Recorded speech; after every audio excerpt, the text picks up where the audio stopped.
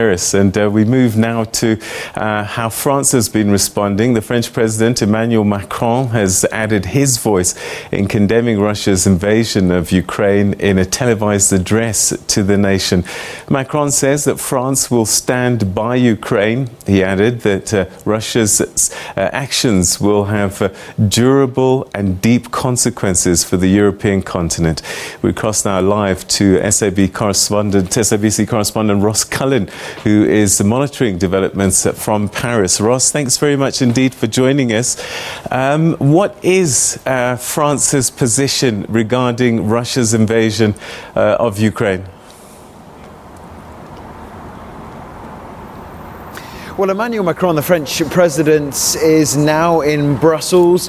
He is attending the emergency summit of European Union leaders, which has been called for tonight to try to react to this situation which has been developing today, the Russian military operation in Ukraine, to try to agree on a package of sanctions. They only signed off on a first round of sanctions 3 days ago when Russia recognized the independence of the two eastern Ukrainian regions of Luhansk and Donetsk, and now they're going to have to come together again to try to find agreement between all 27 member states of the European Union to try to show that they are standing up to Russia when it comes to the operation that we can see ongoing inside Ukraine. During the day, French President Emmanuel Macron had meetings virtually with the G7 leaders, with the US, UK, Germany, Italy, Canada and Japan, and then before that he made an address to the nation, speaking directly to the French people, saying that we strongly condemn Russia's invasion of Ukraine. Vladimir Putin has gone back on his word. He has not chosen peace, but he has chosen war. We stand by Ukraine. We stand by the Ukrainian people. We're going to be responding as swiftly as possible to what Emmanuel Macron described as an act of war. Strong words from the French president, also strong words from the French foreign minister. He was speaking earlier today, Jean-Yves Le Drian, saying that Russia's actions inside Ukraine are a brutal violation of international law, saying that France will continue to support Ukraine in all forms.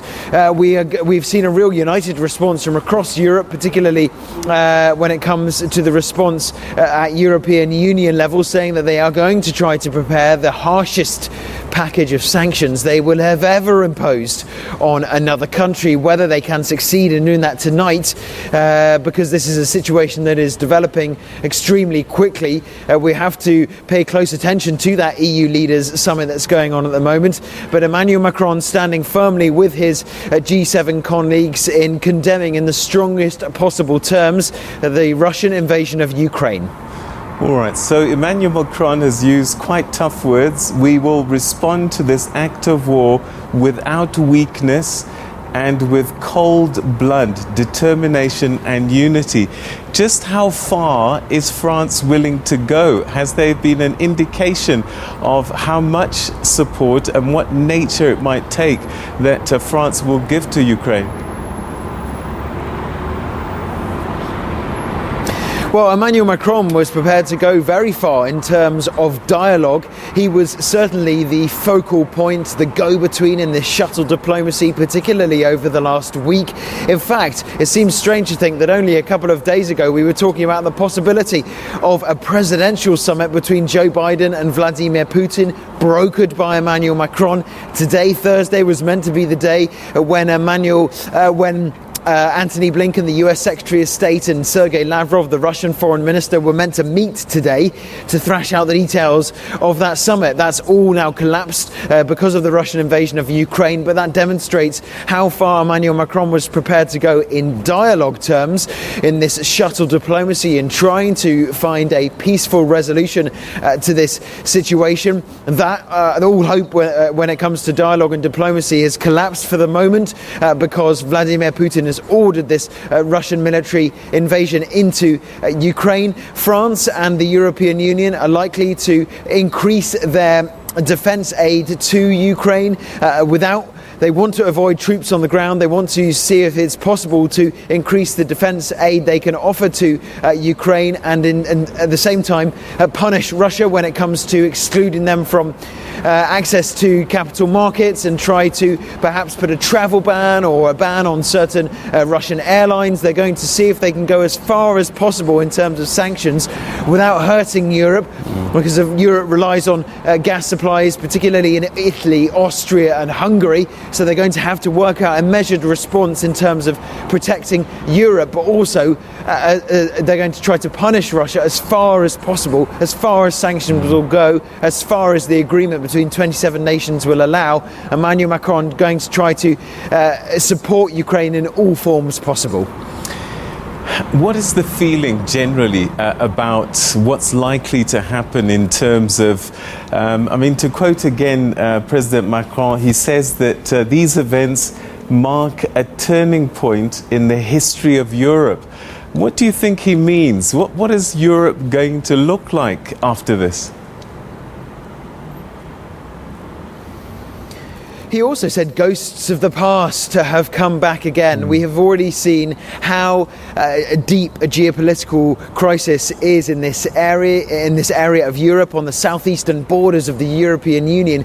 Ukraine borders 4 EU states: Poland, Slovakia, Hungary and Romania. So this is a crisis on the EU's borders. This is a crisis for NATO as well. Romania, Hungary, Poland, all NATO members as well, bordering Ukraine.